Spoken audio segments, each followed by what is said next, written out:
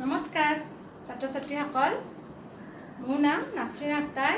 মই পূব নলবাৰী শিক্ষাখণ্ডৰ অন্তৰ্গত মিলনেমী মাদ্ৰাছাৰ সহকাৰী শিক্ষয়িত্ৰী। ই লাৰ্ণিং ব্যৱস্থাৰ জৰিয়তে আজি মই অষ্টম শ্ৰেণীৰ ছাত্ৰ ছাত্ৰীসকলৰ লগত অসমীয়া বিষয়ৰ হোমী জাহাংগীৰ ভাবা পাঠটি আলোচনা কৰিম। এই পাঠটিত আমি হোমী জাহাংগীৰ ভাবাদেৱৰ বিষয়ে জানিম আৰু বিজ্ঞানৰ কিছুমান সৰু সৰু শব্দৰ লগত আমি চিনাকি হ'ম। ছাত্ৰ ছাত্ৰীসকল, আমি পাঠটিলৈ যোৱাৰ আগতে আমি হোমী জাহাংগীৰ ভাবাদেৱৰ বিষয়ে প্ৰথমতে কিছু কথা জানি লওঁ। এইখিনি চোৱা তোমালোকে যে 114 নম্বৰ আমাৰ পৃষ্ঠাটোত ইয়াত ধুনীয়াকৈ জাহাংগীৰ ভাবাদেৱৰ বিষয়ে কি গোটেইখিনি পৰিচয় দিয়া আছে। মই তোমালোকক মাতি দিওঁ, তোমালোকে ধুনীয়াকৈ শুনিবা। হোমী জাহাংগীৰ ভাবাদেৱৰ জন্ম হৈছিল 1909 চনৰ 30 অক্টোবৰত।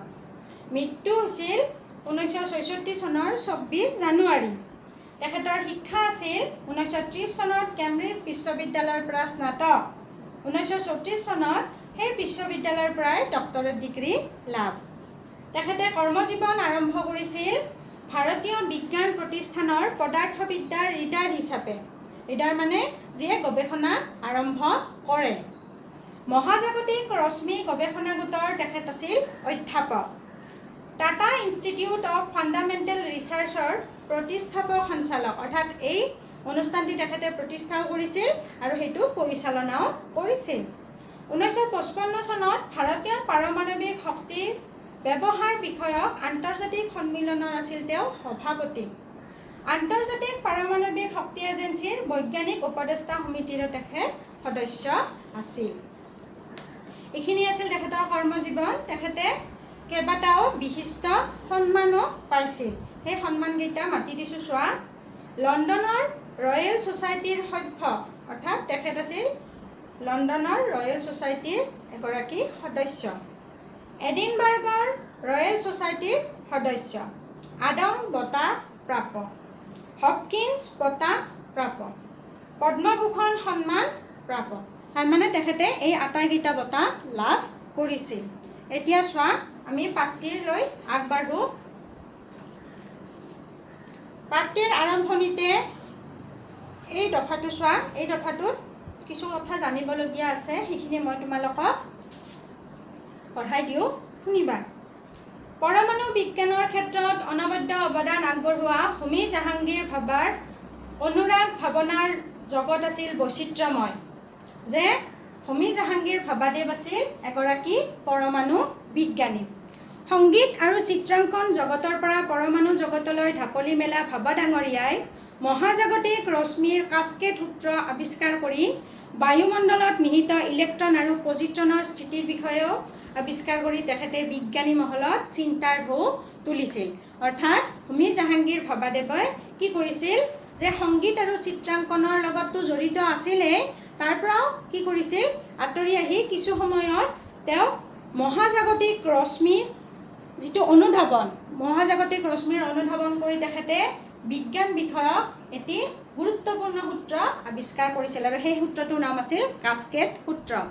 তেখেতে বায়ুমণ্ডলৰ লগত জড়িত হৈ থকা ইলেক্ট্ৰন আৰু পজিট্ৰনৰ স্থিতিৰ বিষয়েও আলোচনা কৰিছিল। মানৱ সভ্যতাৰ ক্ৰমোন্নতিৰ ক্ষেত্ৰত পাৰমাণৱিক শক্তিৰ গুৰুত্ব বৰ্তমানৰ সময়ত বহুত বেছি আৰু সেই বস্তুটোৰ ওপৰত গুৰুত্ব ৰাখিয়ে তেখেতে কি কৰিছিল, পৰমাণু বিজ্ঞানৰ ওপৰত অধিক গুৰুত্ব আৰোপ কৰিছিল। চোৱা, শব্দকেইটাৰ মই অৰ্থ ইয়াত লিখি দিছোঁ। যিকেইটা নতুন শব্দ তোমালোকে ইয়াত পাইছা, এটা আছে ইলেক্ট্ৰন। ইলেক্ট্ৰনটোৰ হৈছে অৰ্থ ঋণাত্মক আধানযুক্ত মৌলিক কণা, যিবোৰ আমাৰ বায়ুমণ্ডলৰ চাৰিওফালে ঘূৰি থাকে। পজিট্ৰন, ইলেক্ট্ৰনৰ নিচিনাই আন কিছুমান মৌলিক কণা। পৰমাণু বিজ্ঞানী, পৰমাণু বিজ্ঞানী হ'ল যে সেইজন ব্যক্তি যিয়ে পৰমাণু বিষয়ক গৱেষণা কৰে। আৰু মহাজাগতিক, মহাজাগতিক শব্দটোৰ অৰ্থ হ'ল যে আমাৰ বিশ্বজগত সম্পৰ্কীয়। এতিয়া আমি ভিতৰৰখিনিলৈ আহোঁ। চোৱা, শৈশৱকালত সাধাৰণতে শিশুসকলৰ গভীৰ টোপনি হয়। যে পাঠটোৰ আৰম্ভণিতে কি কৈছে যে শিশুসকল আমি জানো যে গভীৰ নিদ্ৰাত কি নিদ্ৰিত হয়, কিন্তু তাতেও কিছুমান শিশু আছে যে যাৰ টোপনি পাতল। কিন্তু হোমী জাহাংগীৰ ভাবাদেৱ এনেকুৱা এটি শিশু আছিল যে যাৰ টোপনি পাতলেই নহয়, টোপনি প্ৰায় নামাৰিছিলে। যে তেতিয়া মাক দেউতাক কি হৈছিল, চিন্তিত হৈছিল আৰু তেখেতক চিকিৎসকৰ ওচৰলৈকে লৈ গৈছিল। আৰু এদিন এজন চিকিৎসকে তেওঁলোকক কৈছিল যে আপোনাৰ ল'ৰা খুবেই তীক্ষ্ণ বুদ্ধিৰ, তেওঁৰ মগজুৱে কেতিয়াও কি নাপায়, ৰেষ্ট নাপায়, অনবৰত তেখেতৰ মগজুৱে কিবা নহয় কিবা চিন্তা কৰিয়ে থাকে। গতিকে আপোনালোকে এটা কাম কৰক, আপোনালোকে আপোনাৰ শিশুটিৰ মগজু বিকাশৰ বাবে কিছুমান ব্যৱস্থা কৰক। তেতিয়া এই কথাখিনি শুনাৰ পিছত হোমী জাহাংগীৰ ভাবাদেৱৰ মাক দেউতাকে কি কৰিলে, তেখেতৰ শিশুটোৰ মগজু বিকাশৰ বাবে এটি গ্ৰন্থাগাৰৰ ব্যৱস্থা কৰিলে। আৰু এই গ্ৰন্থাগাৰত বিজ্ঞান বিষয়ক কিছুমান কিতাপ দেউতাকে তাত ৰাখি দিলে। তেতিয়া লাহে লাহে শিশুটো ডাঙৰ হ'ল, কিতাপ পঢ়িব পৰা হ'ল আৰু কিতাপে সেই ল'ৰাজনৰ সংগী হৈ পৰিল। আৰু এই কিতাপ পঢ়াৰ ফলতে তেখেত এগৰাকী কি হ'ল, সফল বিজ্ঞানী ৰূপে পৰিগণিত হ'ল। আৰু এই বিজ্ঞানীগৰাকীয়ে আছিল আমাৰ হোমী জাহাংগীৰ ভাবা। তাৰপিছত চোৱা, হোমী জাহাংগীৰ ভাবাৰ জন্ম হৈছিল এটি খ্যাতিসম্পন্ন পাৰ্চী পৰিয়ালত, অৰ্থাৎ তেখেতৰ পৰিয়ালটো আছিল পাৰ্চী পৰিয়াল। ভৌতিক শাস্ত্ৰ, গণিত শাস্ত্ৰৰ উপৰিও হোমী জাহাংগীৰ ভাবাৰ সংগীত আৰু চিত্ৰাংকনৰ প্ৰতিও ৰুচি আছিল। যে ভৌতিক শাস্ত্ৰ, গণিত শাস্ত্ৰৰ লগতে তেখেতৰ ৰুচি কুত আছিল আৰু সংগীত আৰু চিত্ৰাংকনৰ প্ৰতিও। কিন্তু মাক দেউতাকৰ ইচ্ছা পূৰণ কৰি তেখেত কি হৈছিল, এজন মেকানিকেল ইঞ্জিনিয়াৰ হৈছিল। মেকানিকেল ইঞ্জিনিয়াৰ মানে যে কাৰিকৰী অভিযন্তা, যিয়ে নতুন নতুন বস্তু বনায় সদায়। যে নতুন নতুন বস্তু বনালে কি কি লাগিব, কোনটো কেনেদৰে কি বনাব পাৰি, সেইটো বস্তু কয় কি, মেকানিকেল ইঞ্জিনিয়াৰ। গতিকে তেখেতে মাক দেউতাকৰ ইচ্ছা পূৰণ কৰি এই পঢ়িবলৈ কাৰণে তেখেত লণ্ডনলৈ গুচি গৈছিল। কিন্তু লণ্ডনলৈ গুচি গৈ তেওঁ মেকানিকেল ইঞ্জিনিয়াৰ হৈছিল যদিও তেখেতে কিন্তু অইন এটা বিষয়ৰ প্ৰতিহে তেখেতৰ অনুৰাগটো বেছিকৈ বাঢ়ি গৈছিল। আৰু সেই বিষয়টো আছিল ভৌতিক শাস্ত্ৰৰ পৰমাণু বিজ্ঞান অধ্যয়ন। যে তেখেত আগৰ পৰাই ভৌতিক শাস্ত্ৰৰ প্ৰতি ৰাপ আছিল আৰু তেখেতৰ, গতিকে তেখেতে পৰমাণু বিজ্ঞানত অধিক গুৰুত্ব আৰোপ কৰিব ধৰিলে। তাৰপিছত এই ধাউতি আকৌ প্ৰবল হৈছিল কেতিয়া, যে যেতিয়া তেওঁ নবেল বঁটা বিজয়ী এড্ৰিয়েন মৌৰিছ ডিৰাকক লগ পাইছিল। আৰু এই লগ পোৱাৰ পিছতেই তেখেতে পৰম নিষ্ঠাৰে পৰমাণু জগতখনৰ বিষয়ে গৱেষণা কৰি আমাৰ মহাজাগতিক ৰশ্মিৰ লগত জড়িত থকা এটি সূত্ৰ আৱিষ্কাৰ কৰিছিল। আৰু এই সূত্ৰটো আছিল কাস্কেড সূত্ৰ। এই সূত্ৰটোৰ বিষয়ে তোমালোকে যেতিয়া ডাঙৰ হ'বা তেতিয়া ভালদৰে পাবা। এই সূত্ৰটো আৱিষ্কাৰ কৰাৰ ফলত কি হ'ল, তেখেত এগৰাকী বিশ্ববিখ্যাত বিজ্ঞানী ৰূপে পৰিগণিত হ'ল। এই সূত্ৰটো বুলিয়েই নহয় যে হোমী জাহাংগীৰ ভাবাদেৱে নিত্য নতুন সূত্ৰ সদায় আৱিষ্কাৰ কৰিবলৈ চেষ্টা কৰিছিল। হোমী জাহাংগীৰ ভাবা কিন্তু কি বিদেশত তেওঁ থকা নাছিল। অইন হ'লে কি কৰিলেহেঁতেন, অইন হ'লে বিদেশতেই থাকি গ'ল হয় আৰু সুখৰে দিন কটালেহেঁতেন। কিন্তু ভাবাদেৱ আমাৰ ভাৰতবৰ্ষলৈকে গুচি আহিল। গুচি আহি পেলাই তেওঁ কি কৰিলে, যে দেশৰ উন্নতিৰ কাৰণে আৰু আমাৰ যুৱ যিবিলাক বিজ্ঞানী আছে তেওঁলোকক মানে আগুৱাই অনাৰ কাৰণে তেখেতে দোৰাবুজি টাটা ট্ৰাষ্টৰ সহায়ত Tata institute of fundamental research প্ৰতিষ্ঠা কৰিলে। আৰু এই অনুষ্ঠানটোৰ জৰিয়তে আমাৰ যিবিলাক ভাৰতীয় বিজ্ঞানী আছে সেই বিজ্ঞানীসকলক উৎসাহ জনালে যে কি আমি আমাৰ বিজ্ঞান জগতখনক আমি আগুৱাই লৈ যাওঁ। তাৰপিছত কি হ'ল চোৱা, যে ভাৰতবৰ্ষই স্বাধীনতা পালে 1947 চনত। আৰু এই স্বাধীনতা পোৱাৰ পিছত তেখেতে আমাৰ ভাৰতীয় জগতখনক বা ভাৰতীয় পৰমাণু যিখিনি আছে সেই বিজ্ঞান বিষয়ক আলোচনাবিলাক আগবঢ়াই নিবৰ বাবে পৰমাণু শক্তি আয়োগৰ এটা অনুষ্ঠান খুলিলে আৰু তেওঁ সেইটো মুৰব্বী হিচাপে নিযুক্তি হ'ল। পাৰমাণৱিক শক্তিৰ ক্ষেত্ৰত তেখেতে ভাৰতবৰ্ষক এখন জাকত জিলিকা দেশ ৰূপে চাব বিচাৰিছিল। আৰু সেইখিনিৰ কাৰণেও তেখেতে কি কৰিছিল, বিভিন্ন ধৰণৰ পৰিকল্পনাও কৰিছিল। কিন্তু সেই পৰিকল্পনা তেখেতৰ বাস্তৱত ৰূপায়িত নহ'ল। এক বিমান দুৰ্ঘটনাত পতিত হৈ কিন্তু তেখেতৰ হঠাতে কি হ'ল, মৃত্যু ঘটিল। গতিকে গোটেই ভাৰতীয় লোকেই হোমী জাহাংগীৰ ভাবাদেৱক তেখেতক সন্মান জনাই, তেখেতক শ্ৰদ্ধা জনাই মুম্বাইত তেওঁ নামেৰেই কি কৰিছিল, ভাবা পাৰমাণৱিক গৱেষণা কেন্দ্ৰ প্ৰতিষ্ঠা কৰিছিল, য'ত আমাৰ এতিয়াও গৱেষণা কৰা হয়। গতিকে চোৱা ছাত্ৰ ছাত্ৰীসকল, আমাৰ হোমী জাহাংগীৰ ভাবাদেৱ কেনেকুৱা ধৰণৰ ব্যক্তি আছিল, যে তেখেত আছিল বিশ্ববিশ্ৰুত বিজ্ঞানী, গোটেই বিশ্বই জনা বিজ্ঞানী। অহৰহ বিজ্ঞানৰ নতুন তথ্য উদ্ঘাটনতেই তেখেতে কি কৰিছিল, ব্যস্ত আছিল। যে তেওঁ সদায় নতুন নতুন তথ্য উদ্ঘাটনৰ বাবে চেষ্টা কৰি আছিল। তাৰ মাজতে অৱশ্যে তেখেতে কি কৰিছিল, সুকুমাৰ কলা আৰু চিত্ৰাংকনো কিছুমান কৰিছিল। আৰু এই চিত্ৰাংকনবিলাক তাতে বিশেষ বিশেষ কিছুমান ছবি আমাৰ লণ্ডনৰ ব্ৰিটিছ গেলাৰীত এতিয়াও সংৰক্ষিত হৈ আছে। সেইবিলাক তোমালোকে কম্পিউটাৰত ইণ্টাৰনেটৰ জৰিয়তে যদি মাৰি দিয়া, তেতিয়াহ'লে তোমালোকে সেই সকলোবিলাক মানে ছবি দেখিবলৈ পাবা, তাত নিশ্চয় উপলব্ধ হৈছে। গতিকে পাঠটো মই শেষ কৰিলোঁ। এতিয়া আমি প্ৰশ্নৰ ফাললৈকে আহোঁ। প্ৰশ্ন দুটামান মই তোমালোকৰ লগত আলোচনা কৰোঁ, শুনিবা। যে প্ৰথম প্ৰশ্নটো আছে কি, টোপনি পাতল হোৱা ল'ৰাজনৰ নাম কি আছিল? টোপনি পাতল হোৱা ল'ৰাজনৰ নাম আছিল হোমী জাহাংগীৰ ভাবা। সেই ল'ৰাজনৰ টোপনি পাতল হোৱাৰ কাৰণ কি আছিল? যে ল'ৰাজনৰ টোপনি পাতল হোৱাৰ কাৰণ আছিল ল'ৰাজনৰ মগজু খুবেই তীক্ষ্ণ আছিল। তেওঁ শুই থাকিলেও কি আছিল, তেখেতৰ মগজুৱে কাম কৰিয়ে থাকিছিল। চিকিৎসকক দেখুৱাই অনাৰ পিছত মাক দেউতাকে ল'ৰাজনৰ বাবে কি ব্যৱস্থা ল'লে? যে চিকিৎসকক দেখুৱাই অনাৰ পিছত ল'ৰাজনৰ মগজু বিকাশৰ বাবে মাক দেউতাকে কি কৰিলে, এটা গ্ৰন্থাগাৰৰ ব্যৱস্থা কৰিলে। আৰু সেই গ্ৰন্থাগাৰত বিভিন্ন ধৰণৰ কিতাপ ৰখাৰ কাৰণে ব্যৱস্থা কৰিলে। হোমী জাহাংগীৰ ভাবা লণ্ডনলৈ কিয় গৈছিল? হোমী জাহাংগীৰ ভাবা লণ্ডনলৈ কিয় গৈছিল? মাক দেউতাকৰ ইচ্ছা পূৰণ কৰিবলৈ, অৰ্থাৎ মেকানিকেল ইঞ্জিনিয়াৰ হ'বৰ বাবে তেখেত লণ্ডনলৈ গৈছিল। দৰাবুজি টাটা ট্ৰাষ্টৰ সহায়ত তেখেতে কি অনুষ্ঠান প্ৰতিষ্ঠা কৰে? যে এই ট্ৰাষ্টৰ সহায়ত তেখেতে Tata institute of fundamental research এই অনুষ্ঠানটি প্ৰতিষ্ঠা কৰে। স্বাধীনতাৰ পাছত তেখেতক কি আয়োগৰ মুৰব্বী হিচাপে নিযুক্তি দিয়া হৈছিল?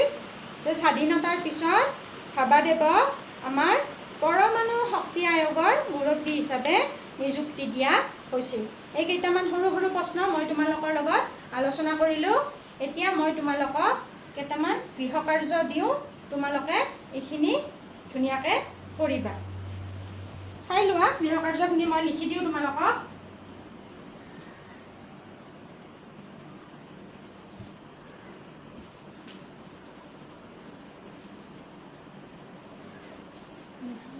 কাৰ্য প্ৰথমতে দিওঁ, উত্তৰ দিয়া বুলি দিওঁ, সৰু সৰু প্ৰশ্ন।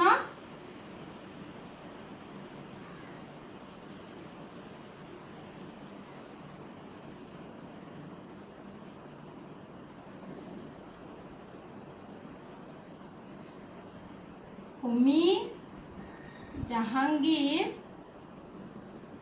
ভাবাদেৱৰ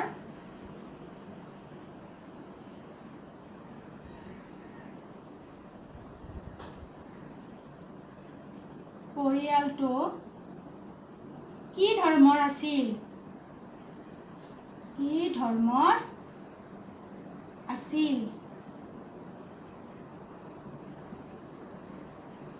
খ নম্বৰ প্ৰশ্নটো দিওঁ, ভাবাদেৱৰ কি কি বিষয়ত ৰুচি আছিল? কি কি বিষয়ত ৰুচি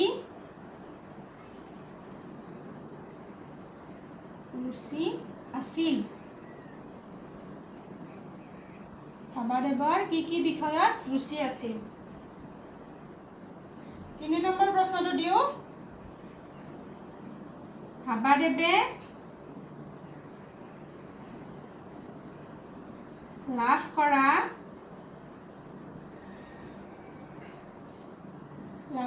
যিকোনো এটা সন্মানৰ নাম লিখা। যিকোনো এটা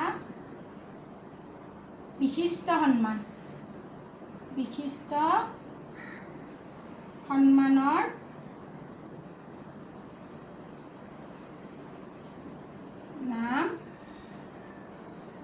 লিখা।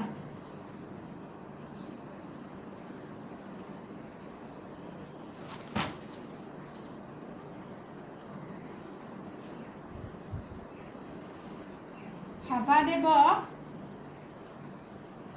শ্ৰদ্ধা জনাই। ভাবাদেৱক শ্ৰদ্ধা জনাই ভাৰতত কি অনুষ্ঠান প্ৰতিষ্ঠা কৰা হৈছিল? কি অনুষ্ঠান প্ৰতিষ্ঠা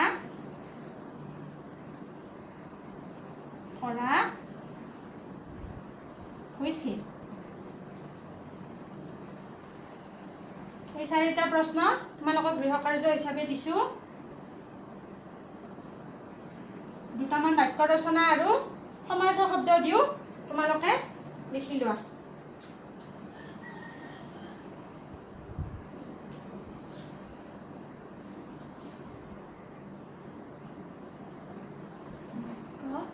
ৰচনা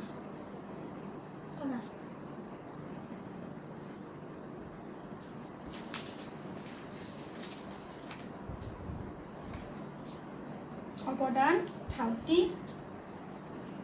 অৱদান ধাউতি জাকত জিলিকা।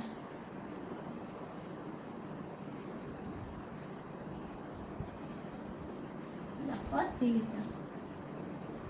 সমাৰ্থক শব্দ লিখা। সমাৰ্থক শব্দ মানে কি জানা নহয়? সমাৰ্থক শব্দ হৈছে একে একে শব্দ। সেই একে একে শব্দবিলাক এটা শব্দ দিম, সেইটো শব্দ বুজিব পৰাকৈ আৰু এটা বেলেগ শব্দ আছে, সেই শব্দটো তোমালোকে লিখিবা। বা চন্দ্ৰ, সূৰ্য, পৃথিৱী,